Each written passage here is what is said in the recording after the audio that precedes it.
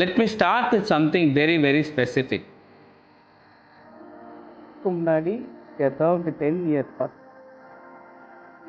இதனால பயனடைஞ்ச பேஷண்ட்ஸ் அப்படின்னு பார்த்தீங்கன்னா லட்சக்கணக்கில் இருக்கிறாங்க.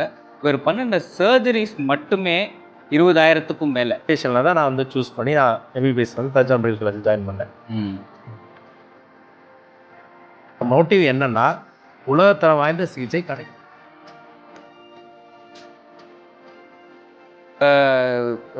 உறுத்துற விஷயம் என்னன்னா நிறைய ஓவர் கவுண்ட் மெடிக்கேஷன்ஸ் எடுக்கவே கூடாது. இப்போ ரீசெண்டாக பார்த்தீங்கன்னா எதை பார்த்தாலும் நம்ம டக்குன்னு ஒரு ஏஐல போட்டோம்.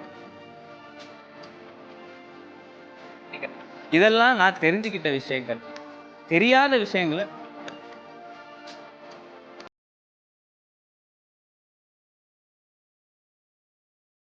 ஸோ டாக்டர் செந்தில்குமார் அவர் என்னென்னலாம் படிச்சிருக்கிறாரு அப்படிங்கிறது பார்த்தீங்கன்னா 92லேருந்து 98 வரைக்கும் தஞ்சாவூர் மெடிக்கல் காலேஜில் எம்பிபிஎஸ் முடிச்சுட்டு அதுக்கப்புறமா one of the India's most prestigious institution Stanley medical காலேஜில் அவர் சர்ஜரி படிச்சிருக்கிறாரு. அது போக எடின்பரோவில் எம்ஆர்சிஎஸும் படிச்சிருக்கிறாங்க. அது போக நிறைய ஃபெல்லோஷிப்ஸ், அவருக்கு தேவையான விஷயங்கள் லேப்ரோஸ்கோபிக் ரிலேட்டடான ஃபெல்லோஷிப்ஸ் நிறைய பண்ணியிருக்கிறாங்க. 2011 எஸ்எஸ் ஹாஸ்பிட்டல் ஆரம்பிச்சிருக்கிறாங்க. அதுக்கு முன்னாடி ஹி சர்வ்டு 10 இயர்ஸ் 10 வருஷம் புதுக்கோட்டை டிஸ்ட்ரிக்டில் நிறைய கிராமங்களில் சர்வ்ட் அஸ் அ டாக்டர். ஆக்சுவலாக இதனால் பயனடைஞ்ச பேஷண்ட்ஸ் அப்படின்னு பார்த்தீங்கன்னா லட்சக்கணக்கில் இருக்கிறாங்க. இவர் பண்ணின சர்ஜரிஸ் மட்டுமே 20,000க்கும் மேலே. அதில் குறிப்பாக லேப்ரோஸ்கோபிக் சர்ஜரிஸ் மட்டும் 10,000க்கும் மேலே. ஸோ எவ்வளோ பேர் பயனடைஞ்சிருக்கிறாங்க அப்படிங்கிறத உங்களால் இமேஜின் பண்ணிக்க முடியும் அப்படின்னு நினைக்கிறேன். இதெல்லாம் நான் தெரிஞ்சுக்கிட்ட விஷயங்கள். தெரியாத விஷயங்களை டாக்டர்கிட்ட கேட்டுட்டு நம்ம தெரிஞ்சுப்போம். சார், நீங்கள் டாக்டர் ஆகணும் அப்படிங்கிறது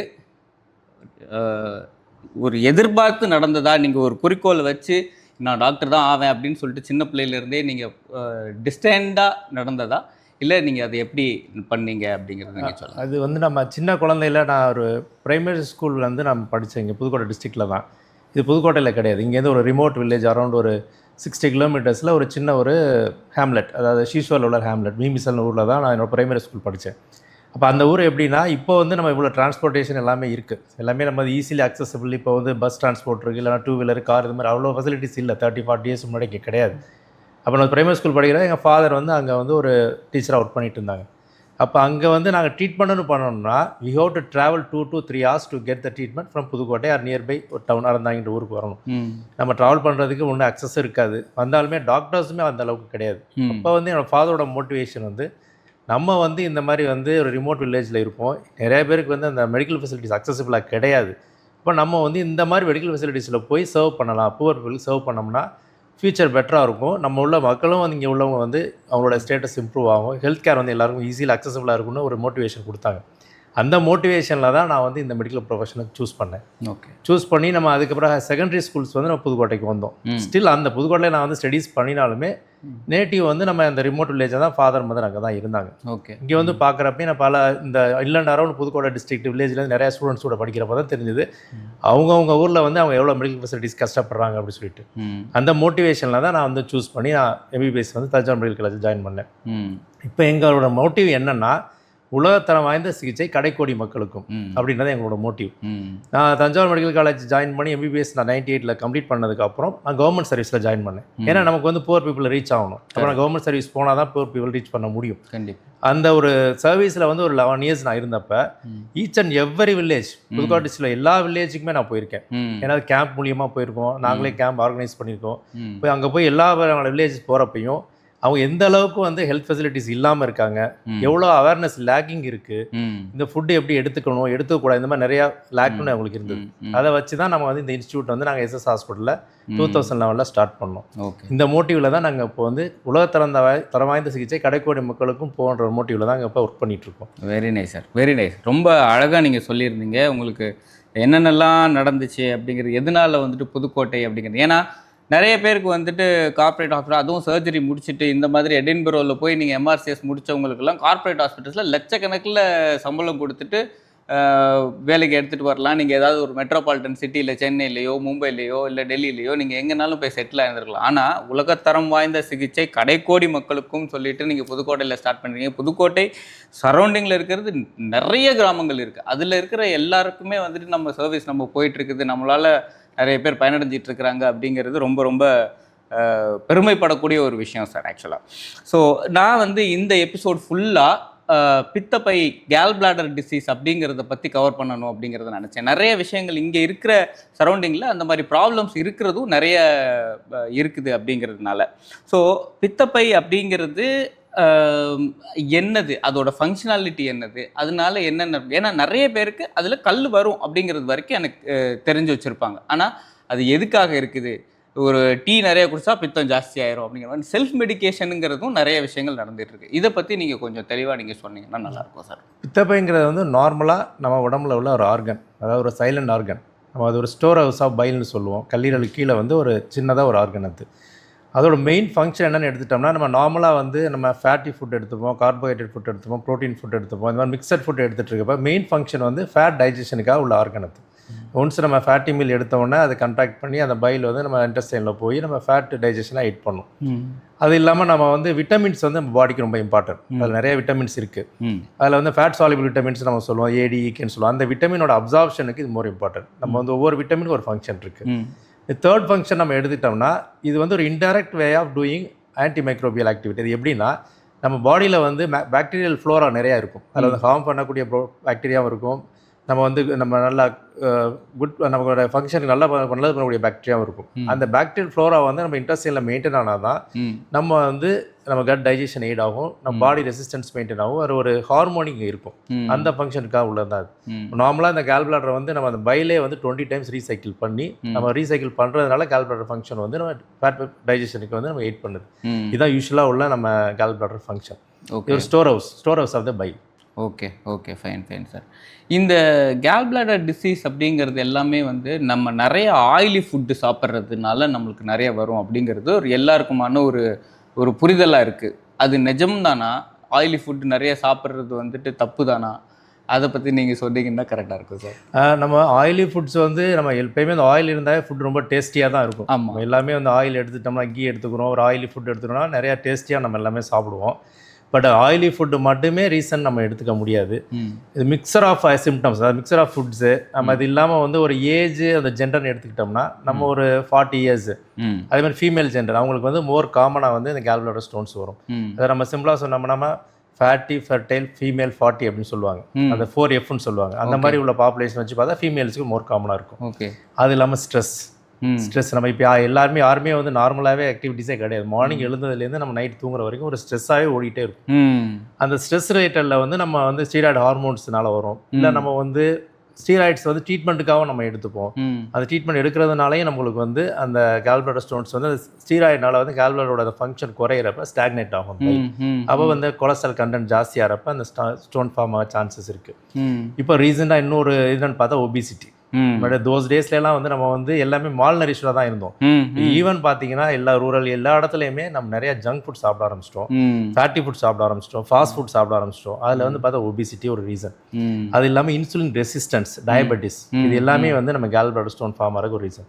இன்னும் நம்ம சொல்ற மாதிரி செல்ஃப் மெடிக்கேஷன், நம்ம வந்து பிபிஏ சொல்ற புரோட்டான் பம்ப் இன்ஹிபிட்டர்ஸ், ஒமிப்ரோசோல், பேண்டோப்ரோசோல் வயிறு வழியா நேராக போய் மெடிக்கல் ஸ்டோரில் போய் ஒரு மாத்திரை வாங்கி சாப்பிட்றது. அப்படி என்ன ஆகும்னா, அந்த மாதிரி சாப்பிட்றப்ப நம்ம ஸ்டொமக்கில் வந்து அந்த ஹார்மோனி டிஸ்டர்ப் ஆகும். கண்டினியூஸாக ஓவர் கவுண்டர் மெடிக்கேஷன் எடுக்க அந்த அசிடிட்டி ஓரளவுக்கு மெயின்டைன் ஆகணும். அசிடிட்டி மெயின்டைன் ஆகாமல் போகிறப்ப அந்த ரீசைக்கிள் ஆஃப் த பைல் குறையிறப்ப கான்சன்ட்ரேஷன் ஜாஸ்தியாகும். இன்னொன்று ஸ்லீப் சைக்கிள். எல்லாருமே வந்து இப்போ அடிக்குவேட்டாக ஸ்லீப் எடுத்துக்கல. நிறைய பேர் பார்த்து எல்லா ப்ரொஃபஷன்லையுமே வந்து ஓவர் டைம் பாருங்க, நைட் ஷிஃப்ட் போங்க, டே நைட் ஷிஃப்ட் மாறி மாறி போகிறப்ப நம்ம சர்க்காடியன் ரிதம்னு சொல்லுவோம். அந்த ரிதம் மாறுறதுனால நம்ம மெலட்டோனின் ஒரு ஹார்மோன் இருக்கும். அந்த ஹார்மோனுமே நமக்கு வந்து மோர் இம்பார்ட்டன்ட் ஃபார் த அந்த கொலஸ்ட்ராலோட கிறிஸ்டலைசேஷனை ப்ரிவென்ட் பண்ணுறதுக்கு. அந்த ஹார்மோன் வந்து டிஸ்டர்ப் ஆகிறதுனாலையும் கூட ஃபார்ம் ஆகலாம். ஃபீமேல்ஸ் மெயினாக எடுத்துக்கிட்டிங்கன்னா ஒன்று வந்து ஹார்மோன் வந்து ஈஸ்ட்ரஜன். ஏன் ஃபீமேலுக்கு மோர் காமன் நான் முதலே சொன்னேன் இல்லையா, அதுக்கு ரீசன் வந்து ஈஸ்ட்ரஜன் ஹார்மோன் வந்து ஃபீமேல்ஸ் வந்து நார்மலாக இருக்கும். அந்த 40 இயர்ஸ் 45 இயர்ஸ் அது மெனோபாஸ் அட்டைன் பண்ணுற வரைக்கும் இருக்கும். அது இல்லாமல் ஓரல் கான்ட்ராசெப்டிவ் பில்ஸு, அது ப்ரெக்னென்சியில் வந்து டெம்பரரி அந்த கொலஸ்ட்ரால் கான்சன்ட்ரேஷன் ஜாஸ்தி. இந்த மாதிரி ரீசன்னால தான் நாட் ஓன்லி ஃபுட்டு, இந்த மாதிரி அதர் ஃபேக்டர்ஸ் இருக்குது. லாஸ்ட் அண்ட் லீஸ்ட்டாக பார்த்தீங்கன்னா ஜெனட்டிக் ஃபேக்டர்ஸும் கொஞ்சம் ரோல் இருக்குது. இதுதான் நம்ம வந்து ரீசனாக எடுத்துக்க முடியும். கரெக்ட். நீங்கள் சொல்லியிருந்தது இது வந்து இப்போ டயபெட்டிஸ்லாம் பொறுத்த வரைக்கும் எங்கள் அப்பா அம்மாவுக்கு இருந்துச்சுன்னா எனக்கு கண்டிப்பாக வரும் அப்படிங்கிற மாதிரியான ஒரு விஷயம் இருக்குது. அதே தான் வந்துட்டு இந்த பித்தப்பைகளுக்கும் வந்துட்டு அது செட் ஆகும். ஜெனட்டிக்ஸ்ங்கிறது நம்ம வந்து மோஸ்ட் காமன் ரீசனாக எடுத்துக்க முடியாது. ஃபேமிலி ஹிஸ்ட்ரி எடுக்கிறப்ப மேபி அவங்க மதருக்கோ சிஸ்டர்ஸ்க்கோ இருக்கும். இது வந்து ஒரு 100% இதுதான் அந்த ஜெனட்டிக்ஸ்னால வரும்னு சொல்ல முடியாது. ஒரு least external genetics also factor. நீங்கள் சொன்னது வந்து ஒரு 10 ரீசன் சொல்லியிருப்பீங்க. அட்லீஸ்ட் மினிமமாக வந்து ஒரு 10 ரீசனாவது நீங்கள் சொல்லியிருப்பீங்க பித்தப்பை வர்றதுக்கான காரணிகள் அப்படின்னு சொல்லிட்டு. இதில் எனக்கு ரொம்ப உறுத்துற விஷயம் என்னென்னா, நிறைய பேர் மக்கள் வந்துட்டு மெடிக்கல் ஸ்டோரில் போய் ஆன் த கவுண்டரில் நம்ம வாங்குறது அப்படிங்கிறது நீங்கள் சொல்லியிருந்தீங்க. அது ரொம்ப ஒரு டிஸ்டர்பிங்கான ஒரு விஷயந்தான். ஏன்னா ஒரு சில விஷயத்தை அது சரியாக போகிறதுக்கான விஷயங்களும் இருக்கும். அதே சமயத்தில் காம்ப்ளிகேட் பண்ணி விடுறதுக்கு ஒரு சிம்பிளான ஒரு விஷயத்த ஒரு தப்பான மருந்து எடுத்துட்டாங்க அப்படின்னு சொன்னதுனால காம்ப்ளிகேட் பண்ணுறதுக்கான விஷயங்களும் நடக்கும். ஸோ இது வந்து இதை பற்றி நீங்கள் என்ன நினைக்கிறீங்க? என்ன பண்ணணும்? மக்கள் வந்துட்டு கரெக்டாக எந்த மாதிரியான விஷயத்துக்கெல்லாம் நீங்கள் over the counter medicine okay பரவாயில்ல, இது நீங்கள் பண்ணீங்கன்னா இது வரைக்கும் ஓகே, ஆனால் இதுக்கு மேலே வந்துருச்சு அப்படின்னு சொன்னோம்னா அது கண்டிப்பாக பண்ணவே கூடாது அப்படிங்கிற மாதிரியான ஒரு விஷயம் இருக்கும். அஸ் அ டாக்டர் வந்து எங்கள் ப்ரொஃபஷன் என்ன சொல்கிறோம், ஓவர் கவுண்ட் மெடிசனே எடுக்காதீங்கன்னு தான் சொல்லுவோம். எடுக்காதீங்க, கண்டிப்பாக எடுக்கக்கூடாது. நிறைய இன்கம்ப்ளீட்டாக நம்ம ட்ரீட்மெண்ட் எடுத்து நம்ம வந்து ஏர்லி ஸ்டேஜில் சிம்டம்ஸ் வரப்போ டாக்டரை பார்த்து நம்ம வந்து ட்ரீட்மெண்ட் எடுக்காம இப்போ ஃபர்ஸ்ட் டைம் பெயின் வருது ஓவர் கவுண்ட் மெடிசன் எடுக்கிறீங்க, செகண்ட் டைம் பெயின் வருது ஓவர் கவுண்ட் மெடிசன் இப்படியே போகிறப்ப நம்ம காம்ப்ளிகேஷன்ஸ் வரதை வந்து நம்ம கவனிக்காமல் விட்டுருவோம். அப்போ டிசீஸ் வந்து ஏர்லி ஸ்டேஜில் நம்ம டயக்னோஸ் பண்ணி நம்ம ட்ரீட்மெண்ட் எடுக்காம அட்வான்ஸ் ஸ்டேஜ் போகிறப்ப அந்த பேஷண்ட் சைடுமே அவங்க சஃபரிங்ஸ் ஜாஸ்தியாக இருக்கும். டாக்டர்ஸுமே அந்த டிசீஸை டீல் பண்ணுறது ரொம்ப சிரமமாக தான் இருக்கும். ஓவர் கவுண்ட் மெடிகேஷன்ஸ் எடுக்கவே கூடாது. இப்போ ரீசெண்டாக பார்த்தீங்கன்னா எதை பார்த்தாலும் நம்ம டக்குன்னு ஒரு ஏஐல போட்டு பார்க்க வேண்டியது, கூகுளில் சர்ச் பண்ண வேண்டியது. அதாவது அவங்க வந்து டாக்டரை வந்து எல்லாருமே வந்து வீட்டில் கூகுள் டாக்டர் பார்க்க ஆரம்பிச்சிட்டாங்க. பார்த்ததுலேருந்தே வந்து எங்களோட ப்ரொஃபஷன் வந்து டஃப் ஆயிடுச்சு. இன்ஃபர்மேஷன் வந்து இன்கம்ப்ளீட்டாக இருக்கு. இன்கம்ப்ளீட் இன்ஃபர்மேஷன் வச்சு இன்கம்ப்ளீட்டாக தான் ட்ரீட்மெண்ட் எடுத்துக்கிறாங்க. ஓவர் கவுண்ட் மெடிசன் போயிட்டு லேட்டராக தான் எங்களுக்கு வர்றப்ப எங்களோட ஜாபும் கொஞ்சம் டஃப் ஆயிடுது. அதனால வந்து பெட்ரு வந்து யாருமே ஓவர் கவுண்ட் மெடிகேஷன் எடுக்காதீங்க, செல்ஃப் மெடிகேஷன் போகாதீங்க. இப்போ எல்லா இடத்துலையுமே இப்போ நியர்பையில் டாக்டர்ஸ் இருக்கிறாங்க. நான் சொன்ன மாதிரி 30-40 இயர்ஸ் முன்னாடிலாம் வந்து நம்ம எங்கேயாவது நம்ம ஒரு 30-40 கிலோ ஸ்டால் பண்ணி தான் டாக்டர்ஸை பார்க்குற மாதிரி. இப்போ நெக்ஸ்ட் ஸ்ட்ரீட்ல இருக்காங்க. ஏதாவது ஒரு டவுட்டா இல்லை ஏதாவது ஒரு சிம்டம்ஸ் வருதா ஜஸ்ட் அவங்க டோர் ஸ்டெப்ல போய் பாருங்க. அது வந்து புதுக்கோட்டையில எல்லாம் ரொம்ப சீப்பராக தான் நம்ம ட்ரீட்மெண்ட்லாம் இருக்கு. டாக்டர்ஸோட கன்சல்டேஷன் ஃபீஸ் எல்லாமே ரீசனபிளாக தான் இருக்கு. நீங்கள் வந்து பார்த்து நீங்கள் கன்சல்ட் பண்ணினா பெட்டராக இருக்கும்ன்றது என்னோட ஒப்பீனியன். Okay fine. என்னென்னலாம் மக்கள் வந்து எனக்கு இது வந்துச்சுன்னா இது கேல்பிளாடர் டிசீஸாக இருக்கலாம் அப்படிங்கிறதுக்கு ஒரு சிம்டம்ஸ் வந்து எப்போவுமே கொடுக்கும் இல்லைங்களா? ஸோ அந்த மாதிரி இருக்கும்போது ஒரு செக்லிஸ்ட் மாதிரி எடுக்கிறாங்கன்னு வச்சுப்போமே. இதெல்லாம் இருந்துச்சு அப்படின்னு சொன்னால் ஒன்று ஒரு பேரண்ட் பார்க்கலாம், இல்லை ஒரு அண்ணன் தம்பி யாராவது இன்னொருத்தவங்களுக்கு ஒரு ஃப்ரெண்டோ அவங்களுக்கு சொல்லணும் அப்படின்னு சொன்னால் இதெல்லாம் இருந்துச்சு யாருன்னா ஒருத்தர் ஏன்னா முதல்ல எடுத்தோடனே டாக்டர்கிட்ட போய் பார்க்க மாட்டாங்க, அவங்க வீட்டில் கன்சல்ட் பண்ணுவாங்க, இல்லை ஃப்ரெண்ட்ஸ் கிட்ட கன்சல்ட் பண்ணுவாங்க. ஸோ அப்படின்னு இருக்கும்போது இதை பார்க்குறவங்க இதை தெரிஞ்சுக்கிட்டாங்க அப்படின்னு சொன்னோம்னா ஒருத்தவங்க இன்னொருத்தவங்களுக்கு ஒரு அவேர்னஸை நம்ம ஸ்ப்ரெட் பண்ணுறோம் அப்படிங்கிற மாதிரியான ஒரு ரீசனாக வச்சுக்கலாம். ஸோ அந்த மாதிரி வகையில் இந்த பித்தப்பை டிசீஸ் கேல்பிளாடர் டிசீஸ்க்கு சிம்டம்ஸ் அப்படிங்கிறது என்னென்னலாம் சிம்டம்ஸ் இருக்கலாம் சார்? இது நல்ல கொஸ்டின். இது இப்போ நம்ம நார்மலாக அப்பர் அப்டமனில் தான் நம்ம பெயின் வரும். இந்த அப்பர் அப்டமன் பெயின் வந்து நம்ம வந்து அல்சர் டிசீஸ்னாலையும் வரலாம், இன்னொன்று இந்த கேல்பிளாடர் அந்த ஸ்டோன் டிசீஸ்னாலையும் வரலாம். இப்போ நார்மலாக நம்ம வந்து அந்த கேஸ்ட்ரைட்டிஸ்ன்னு சொல்லுவோம். அந்த அல்சர் டிசீஸ்னால வர பெயின் எப்படி இருக்குன்னா ஒரு அப்பர் அப்டமனில் நம்ம அந்த தொப்புளுக்கு மேல் பகுதியில் வந்து வயிற்றோட மேல் பகுதியில் வந்து ஒரு பர்னிங் சென்சேஷன் இருக்கும். ஒரு மாதிரி ஹார்ட்டாக நம்ம ஃபீல் பண்ணுவோம். ஏதோ டீ ஏதோ காஃபியாக நம்ம ஹார்ட்டாக குடிக்கிறோம், உள்ளே வந்து நமக்கு அந்த ஹார்ட்டாக அந்த ஃபீலிங் இருக்கும். அந்த பெயின் வந்து நம்ம அப்படியே மேலே ரைஸ் ஆகி செஸ்ட்டு சம்டைம்ஸ் த்ரோட் வரைக்கும் இருக்கும். ரொம்ப வந்து நமக்கு வந்து பர்ப் பண்ணுவோம், ஏப்பம்னு சொல்லுவோம், அந்த மாதிரி வரும். ரொம்ப ஹெவி மீல் சாப்பிட்றப்ப நம்ம லை டவுன் பண்ண முடியாது, படுத்தோம்னா பெயின் ஜாஸ்தியாகும். எழுந்து உட்காந்தோம்னா கம்ஃபர்டபுளாக இருப்பாங்க. இது வந்து நார்மலாக நம்ம அந்த கேஸ்ட்ரைட்டிஸ் பெயின் சொல்கிறது. பட் இந்த கேல்பிளாடர் டிசீஸ் ஸ்டோனால் வர பெயின் எப்படி இருக்குன்னா நம்ம ரைட் சைடில் நமக்கு வந்து அப்பர் அப்டமனில் அந்த ரிப்கேஜி கீழே வந்து ஒரு குரூஷியேட்டிங் பெயின் இருக்கும். அதாவது கரெக்டாக வந்து லோக்கலைஸ் பண்ண ஒரு டிஃப்யூஸ் பெயின் இருக்கும். மோஸ்ட்லி அந்த மாதிரி 90% அப்படி தான் பெயின் இருக்கும். பட் அந்த பெயின் வந்து ரேடியேட்டிங் பெயின் ஆகி சம்டைம்ஸ் வந்து ரைட் ஷோல்டரு, ஆர்ம், நெக் இந்த மாதிரி டைம் போகலாம். இன்னும் சம் கேசஸில் வந்து அந்த பெயின் வந்து இந்த ஷோல்டர் பிளேட்னு சொல்லுவோம் இல்லையா, பேக்கில் அந்த ஷோல்டரில் பெட்வீனில் அந்த மிடில் வந்து நமக்கு பெயின் வரலாம். நம்ம நாசியா அந்த மாதிரி ஒமட்டல், வாமிட்டிங் இந்த மாதிரி சிம்டம்ஸில் வந்து நமக்கு நார்மலாக அந்த கேல் பிளாடர் பெயின் வந்து அசோசியேட்டடாக தான் வரும் நம்ம. இதான் நம்ம யூஸ்வலாக உள்ள வார்னிங் சைன்ஸ் சிம்டம்ஸ் சொல்கிறது. Okay okay okay. இது இந்த ஸ்டூல் ஹேபிட்ஸ், அதாவது நம்ம வெளியே போகும்போது அது ரிலேட்டடாக ஏதாவது சிம்டம்ஸ் ஏதாவது பண்ண முடியுமா இதுக்கு? ஆமாம், யூஸ்வலாக அந்த கேல் பிளாடர் ஸ்டோன் டிசீஸில் வந்து கேல் பிளாடரோட அந்த ஃபங்க்ஷன் நம்ம வந்து குறையிறதுனால நம்ம ஃபேட் அப்சார்ப்ஷன் அவ்வளோவா இருக்காது. அப்போ வந்து ஸ்டூல்ஸ் வந்து நமக்கு வந்து ஒரு என்ன சொல்கிறது, நம்ம வந்து ஒரு ஃப்ளஷ் பண்ணுறப்ப தான் அந்த ஃப்ளோட்டிங் ஸ்டூல்ஸ்னு சொல்லுவோம், அந்த மாதிரி வரும். ஏன்னா கேல் பிளாடர் டிசீஸ் ஸ்டோன் வந்து நம்ம அந்த பித்தப்பை, அதாவது பித்த குழாயில் போய் அடைக்கும், சிபிடியில் போய் அப்ஸ்ட்ரக்ட் பண்ணுச்சுன்னா ஜாண்டிஸ் வரும். ஜாண்டிஸ் வந்துச்சுன்னா ஒரு பேல் அண்ட் கிளே கலர்ட் ஸ்டூல்ஸ் இந்த மாதிரி வரும்.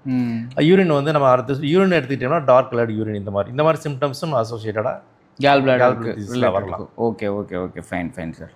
சரி, இப்போ கேல் பிளாடர் டிசீஸ் அப்படிங்கிறது இந்த சிம்டம்ஸ், ஏதாவது ஒரு சிம்டம்ஸ் வந்துச்சு, நம்மளுக்கு வந்து சந்தேகம் வந்துருச்சு அப்படின்னு சொன்னால் அவங்க டெஸ்ட்டு அப்படிங்கிறது என்ன மாதிரியான டெஸ்ட் எல்லாம் நம்ம எடுப்போம்? இப்போ டாக்டர்கிட்ட கன்சல்ட் பண்ணுறாங்க, டாக்டர்கிட்ட கன்சல்ட் பண்ண உடனே இப்போ ஒரு ஒப்பீனியன் வந்துட்டு ஒரு ஜென்ரல் பப்ளிக்கு கிட்டே இருக்குது. என்னன்னு பார்த்தீங்கன்னா, நம்மளுக்கு ஒரு ஹாஸ்பிட்டலுக்கு போயிட்டோம்னா நம்மளுக்கு தேவையில்லாத டெஸ்ட் எல்லாம் கூட எழுதி கொடுத்துருவாங்களோ அப்படிங்கிற மாதிரியான விஷயங்கள் வந்துட்டு பெரிய பெரிய கார்ப்பரேட் ஹாஸ்பிட்டல்ஸில் அந்த மாதிரி நடக்குது அப்படிங்கிறதெல்லாம் வந்துட்டு நம்ம கேள்விப்படுறோம்.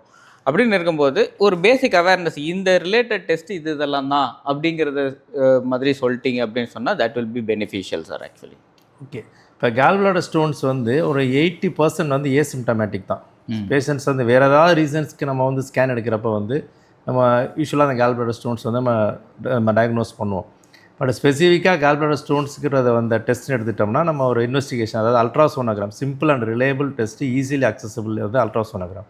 அதில் வந்து ஒரு 90% வந்து கேல் பிளாடர் ஸ்டோன்ஸ் வந்து நம்ம டயக்னோஸ் பண்ணிடலாம். அந்த அல்ட்ராசோனோகிராம் எடுக்கிறப்ப நம்ம கேல் பிளாடர் இல்லாமல் அந்த சிபிடியில் வந்து ஒரு டைலட்டேஷன் இருக்குது, அங்கே ஏதாவது ஸ்டோன் சஸ்பிஷன் இருக்குன்னா நெக்ஸ்ட்டு மோஸ்ட் ரிலேபிள் சென்சிட்டிவ் டெஸ்ட்னு பார்த்தீங்கன்னா எம்ஆர்சி, கொலாஞ்சியோ பேங்க்ரியாட்டோகிராஃபின்னு சொல்லுவோம். அந்த டெஸ்ட், இந்த 2 ஸ்கேன் தான் வந்து நமக்கு வந்து யூஸ்வலாக அந்த டயக்னோசிஸ் வந்து கன்ஃபார்ம் பண்ண முடியும். வேறு அசோசியேட்டட் டிசீசஸ் ஏதாவது இருக்குது, நம்ம கேல் பிளாடர் பக்கத்தில் நம்ம பேங்க்ரியாஸ் இருக்குது, ஏன்னா கேல் பிளாடர் அந்த சிபிடியும் அந்த பேங்க்ரியாட்டிக் டக்ட் ஜாயின் பண்ணுறதுல பேங்க்ரியாஸ் இருக்கும், அதில் ஏதாவது டிசீஸ் இருக்குன்னு பார்க்கலாம், நம்ம சிடி ஸ்கேன் எடுத்துக்கலாம். இல்லை கேல் பிளாடரில் ஏதாவது காம்ப்ளிகேஷன்ஸ் இருக்குது, நம்ம அதை பர்ஃபெக்ட் ஆர்மை சஸ்பெக்ட் பண்ணுறோம், இல்லை வந்து நம்ம உள்ள பஸ் ஃபார்மாக சஸ்பெக்ட் பண்ணால் சிடி ஸ்கேன் ஹைட் ஆகும். ஃபஸ்ட்டு ப்ரைமரி இன்வெஸ்டிகேஷன் வந்து அல்ட்ராசோனோகிராம் பேசிக். அப்புறம் லிவர் ஃபங்க்ஷன் டெஸ்ட் நம்ம பார்க்கணும், லிவர் வந்து எப்படி ஃபங்க்ஷன் ஆகுது, நம்ம ஜாண்டிஸ் இருக்கா, அந்த ப்ளூ லெவல் ஜாஸ்தியாக இருக்கான்னு பார்க்குறது லிவர் ஃபங்க்ஷன் டெஸ்ட் அசோசியேட்டாக பார்த்துக்கலாம். Okay okay, fine sir.